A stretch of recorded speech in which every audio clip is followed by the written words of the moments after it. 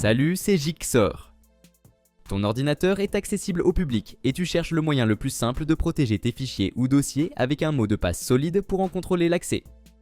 Dans cette vidéo, j'ai testé plusieurs méthodes par essai et erreur et j'ai trouvé la meilleure façon de protéger tes données sur ton ordinateur Windows 11. C'est parti!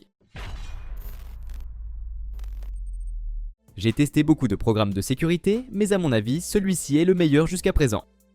Il utilise un chiffrement de niveau militaire, ce qui signifie que tes fichiers sont protégés avec le plus haut niveau de sécurité, que ce soit sur ton ordinateur, tes clés USB ou tes disques durs. Le chiffrement des fichiers peut être compliqué, mais cet outil le rend facile, même si tu n'es pas un expert en informatique. Un abonnement payant est nécessaire, mais personnellement, je pense que ça vaut le coup car je n'ai rien trouvé de similaire gratuit. Tu peux le télécharger gratuitement via mon lien ci-dessous et même obtenir une réduction sur ton abonnement pour tester toutes les fonctionnalités. Une fois le logiciel installé, la première étape est de localiser où se trouvent tes fichiers.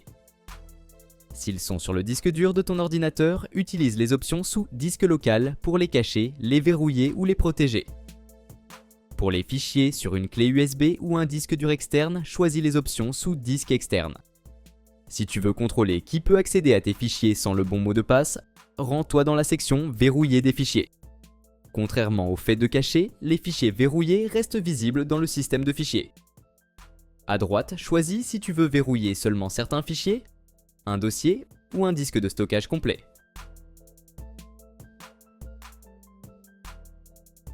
Après ajout, le statut passe instantanément à verrouiller. Testons-le. Chaque fois que j'essaie d'ouvrir un fichier verrouillé, il demande d'abord un mot de passe. Pas de mot de passe, pas d'accès.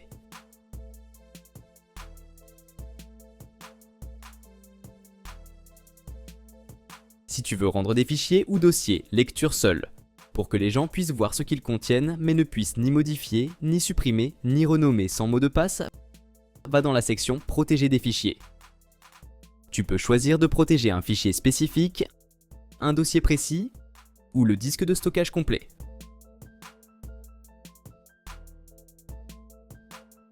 Après configuration, le statut du fichier passe à Protéger. Maintenant, je peux ouvrir le fichier, mais je ne peux faire aucun changement.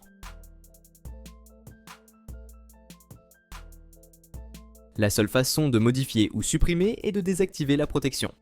Mais bien sûr, cela demande un mot de passe. Et voilà, c'est tout pour aujourd'hui. Si cette vidéo t'a été utile, n'hésite pas à laisser un pouce bleu et à t'abonner à la chaîne. Si tu as des questions concernant cette vidéo ou si tu veux que je fasse un tutoriel sur un autre sujet, écris-le moi en commentaire. À la prochaine.